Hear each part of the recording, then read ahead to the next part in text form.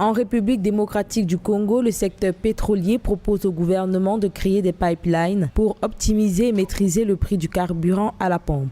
Selon les opérateurs pétroliers, la construction des pipelines devrait contribuer à la réduction des pertes et des manques à gagner. Pour une meilleure maîtrise des prix du carburant, les acteurs du secteur pétrolier proposent le renforcement de la bonne gouvernance, la suppression des fraudes et l'augmentation de volume.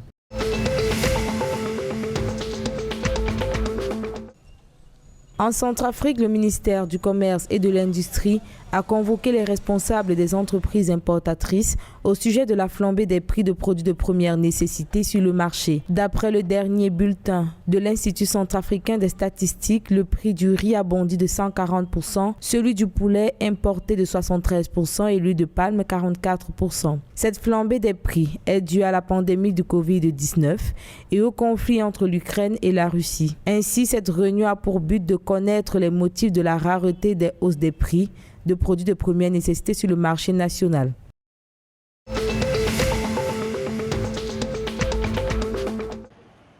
Au Tchad, le commerce du sable est une activité de plus en plus pratiquée par les jeunes. Une situation due de l'avis de certains opérateurs à la rareté de l'emploi dans le circuit formel.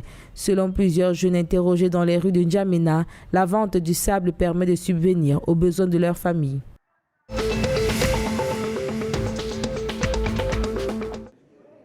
La communauté économique et monétaire de l'Afrique centrale, CEMAC, prévoit créer un pôle métallurgique unique. Ceci dans l'optique d'harmoniser des politiques vers l'industrialisation des différents secteurs miniers. Pour rappel, cette initiative, prise par les chefs d'État le 17 janvier 2010, s'inscrit dans le cadre du programme économique régional visant la mise en place d'une stratégie de synergie régionale de valorisation des ressources minières et métallurgiques, mais également de faire de la zone CEMAC l'un des acteurs du marché mondial de produits métallurgiques intermédiaires et le premier fournisseur du marché régional de produits métallurgiques finis.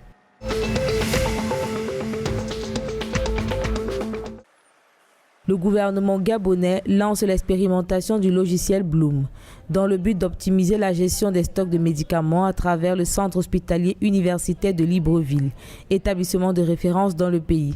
Ce logiciel permettra une meilleure estimation des commandes avant envoi, une expression des besoins et une émission des rapports d'analyse afin d'avoir une fréquence des mises à disposition des médicaments et d'éviter les ruptures.